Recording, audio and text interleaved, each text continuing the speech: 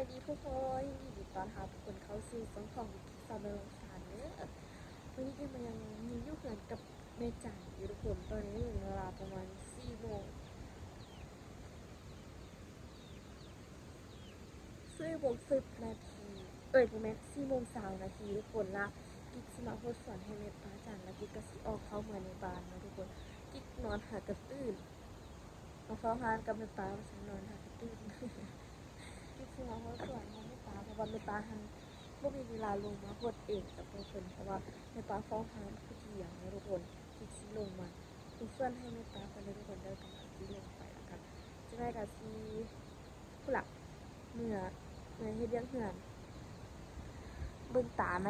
นอนห่างกระตื้นมักคลากระเยิ้มเลยไปกิ๊กพาทุกคนมาโพสส่วนให้แม่ป้าคนทุกคนได้ทุกคนส่วนในจันเลือกสนิทเวลามีช่องซ้ำหน้ามีส่วนในจันเลือกซ้ำหน้าตอนนั้นท่านมีนี่แล้วแต่นี่พออันนี้ไม่ได้เหยื่อมีผลพุทธมิ่งกันนะทีแล้วแหละถ้าต้นว่าเอาน้ำที่ใส่อ๋อมันมีท่อนี่มาแล้วที่เป็นท่อ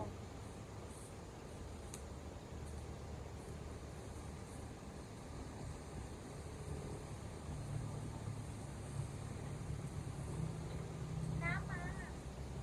น้ำมาหนูเนี่ย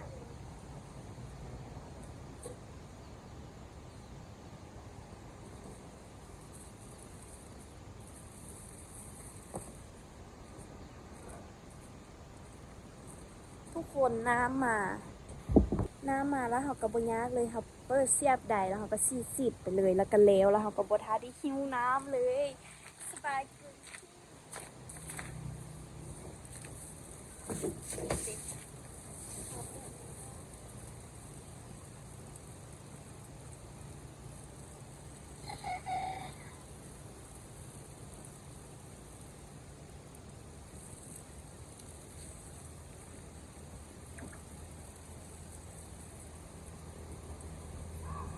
เบิ่งใส่เกือบโดย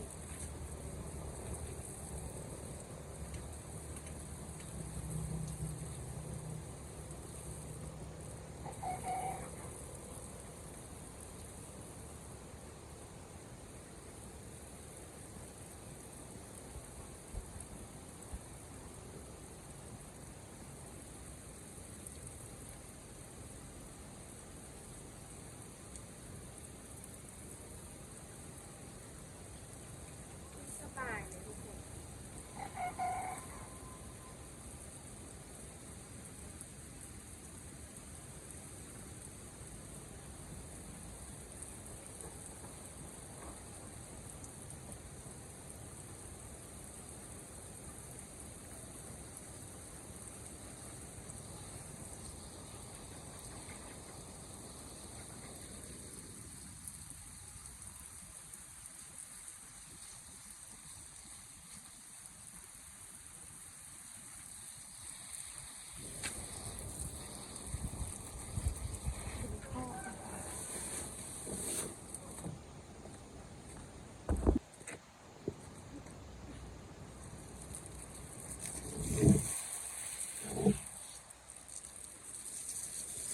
ไม่ได้ใส่ร้อน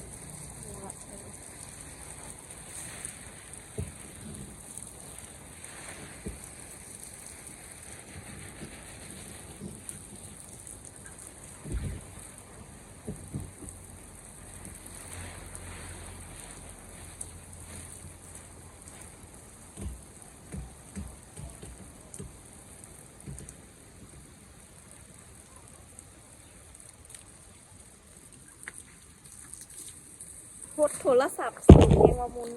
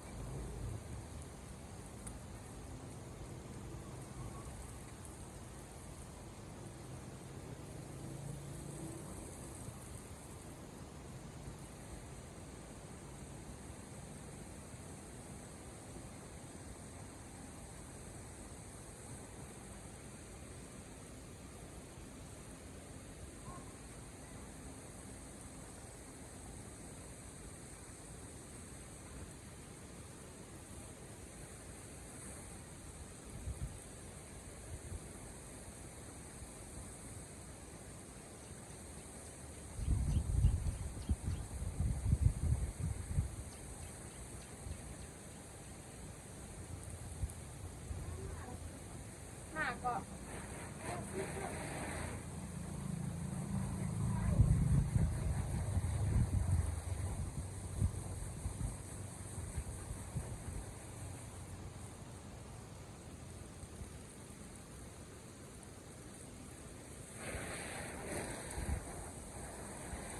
ใบบ่ใหญ่ๆทุกคน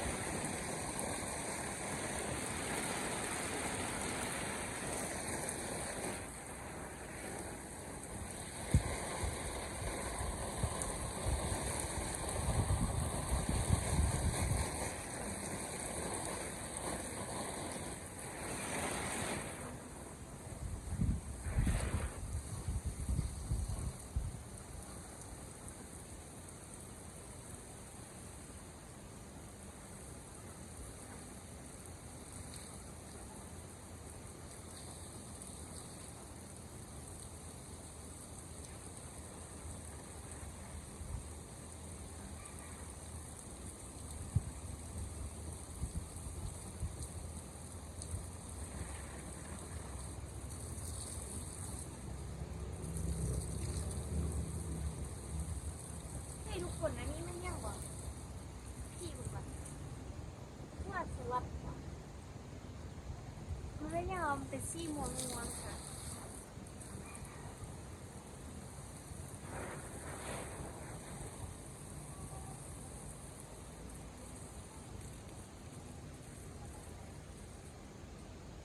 เด็กทุกคนมาอันนี้นะคะ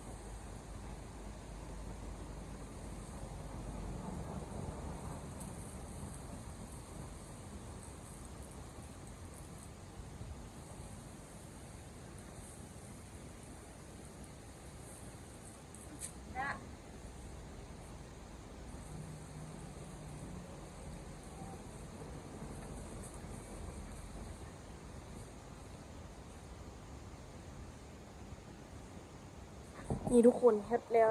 เดี๋ยวนึงพริกแป้งทอดเด็กๆก่อนสิไปแป้งทอดสิให้เบิ่งดิมันแม่นผักอย่างอันนี้บ่เคยเห็นจักเทื่อเด้มันมีหัวนำเด้มีหัวแม่นผักเนี่ยที่บ่เคยเห็นดิมันมีหัวสีแดงๆนำนะมันเป็นหัวแซ่อยู่ในกองคือมากแครอทนี่แหละอันนี้แม่นผักกาดใหญ่ๆผักกาดอันนี้น่ะหัวเดียวนี่แกงอิ่มเลยแต่ว่าป้าน่าจะบริเด็ดเป็นหัวป้าน่าจะซอยเอาป้าน่าจะเด็ดทางกองอันนี้มันผักปังผักส่วนเม็ดปลาทุกคนผักปังผักกันอันนี้มันสิเป็นมากสีดำๆนั่นแหละที่แป้งทอง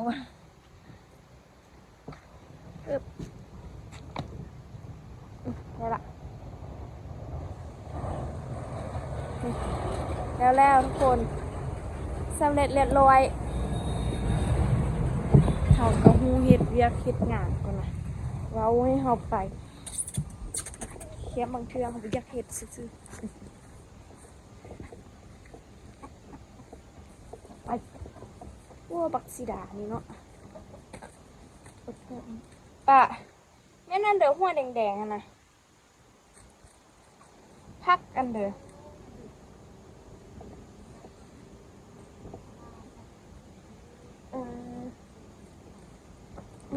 งงว่าแม่นอันเด้อ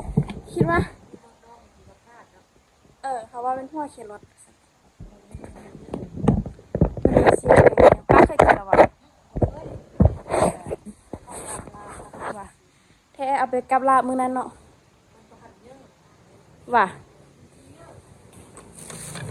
ลูกค้าค่ายเครื่องเนาะป้าหากันมาได้นั่งนี่วะแม่นใช่เมื่อกี้เห็นพอดีเห็นเสื้อ15,000ป้าไปสิกล้องน้อย2นึงซ่าสิคุณเนาะแพงเนาะทางเนิบมันได้จะกอกปะว่ะยูฮันไม่หลอกฮันเห็นเราค่ายแงกอกหนึ่ง2,000หรือว่า4,000 3,000นี่สิบอกอีกนี่นะเราบริการไปอย่าสู้ไม่พร้อมที่เราสอบถามเข้ามาได้บริตัวโบนี่ทุกคนอันนี้บรรยากาศทานของแม่ป้านี่ยามแรงทุกคนยามเช้าวันธรรมะแต่เช้าคุณธรรมะแต่ช่วยคุณหาอยู่บริเมืองเขากินข้าวแล้วก็นอนอยู่นี่เลยเสียงรถดังอุ่นเพราะว่ากิ๊กฮันเป็นไถบ้านเหนือแล้วกิ๊กฮันสิบริคุ้นสินกับเสียงรถสิตื่นไหวหนึ่งไถบ้านนอกเป็นละหูเสียงรถแล้วเป็นนอนรับดนกิ๊กนอนแป๊บเดียวกิ๊กตื่นเลยนี่ทานค่ายเครื่องเลยอันนี้ไม่อย่างวะค่ายเครื่องนักเลงขนาดค่าทรงกระเป๋าลงไปโหดส่วนมานะเบิ่งตักไอศกรีมอันนี้ไม่อย่างนั้นรายรับรายจ่ายที่นี่หรือว่าคนเป็นหนี้นะมั้งน่าจะรายรับรายจ่ายเลยนั่นแหละอันโหดส่วนอยู่เย็นจ้าอยู่ทุกคนเบิ่งไหมฮาน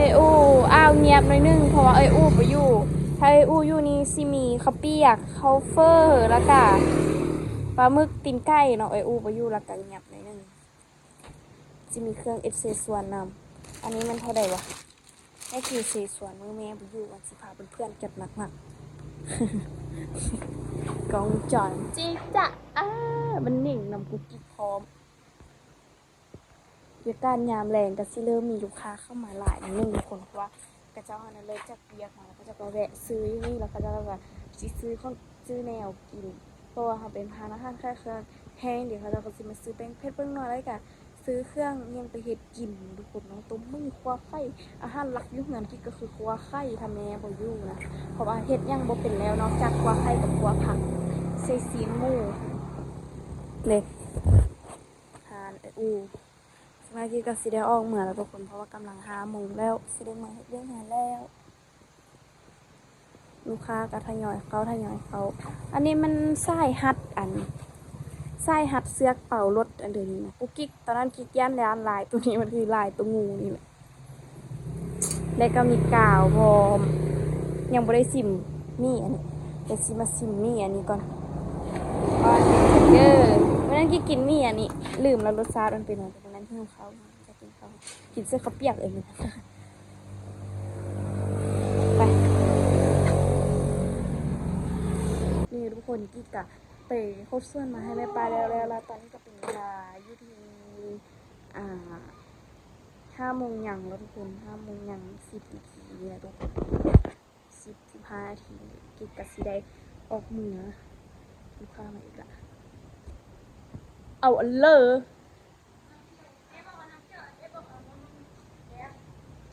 กินน้ำดำเอาเนาะ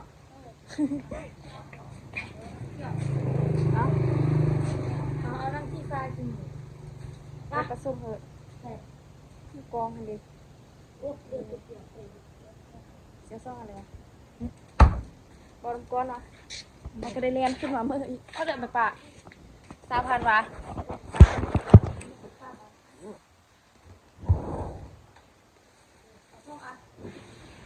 พอดีเป็นซ่องถอน38นะปะเนาะถอน38อันนี้เบาก้นโบ38เด้อเบ็ดเป็นแม่นเบนึงไปที่เบนึง เอาคัดกัน แน่ชิมาเอาเมื่อเด้อเอาใบไม้มาสิพอนะ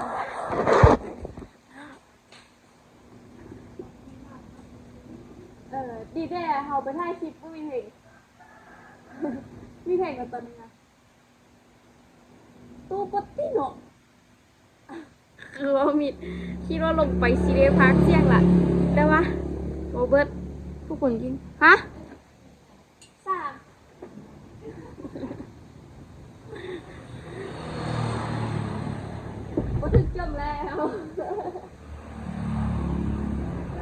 มืออื่นมาอยู่นอกทางอีกมือเพราะว่ามืออื่นนี่แห้งบ่ได้ไปสิเดียวเลยมั้ยปะ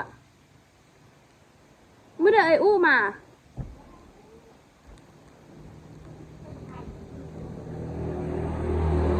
อันนี้เครื่องกดเงินเด็กแล้วซีเอสทำท่าไล่เงินให้ลูกค้าด้วยติดโอ้แสนอันโบแมน1,288,000 กีบมั้งกิ๊กสิลองบวกอายุเจ้าของเจ็บสิวันนี้เกิดวันที่30 เดือน1 ปี 2010ลบให้2026เท่ากับ15 ปีเราเจ้าของห่างกันได้15 ปีกิ๊กสิครบ16 ปีแล้วทุกคนแต่ว่าเดี๋ยวกิ๊กไปก่อนทุกคนกิ๊กสิได้เมื่อเฮ็ดเรื่องเงินให้แม่จำปีแล้วทุกคนเพราะว่าตอนนี้เป็นเวลาอยู่ที่5 โมงอย่าง10 นาทีเราสิได้เมื่อเงินเฮ็ดเรื่องเงินให้แม่จำปีเราเสร็จมาแล้วดิไปเดี๋ยวคลิปนี้กิ๊กไปก่อนทุกคนเด้อเจอกันในคลิปวิดีโอหน้าเนาะสำหรับคลิปนี้ขอตัวลาไปก่อนทุกคนบ๊ายบาย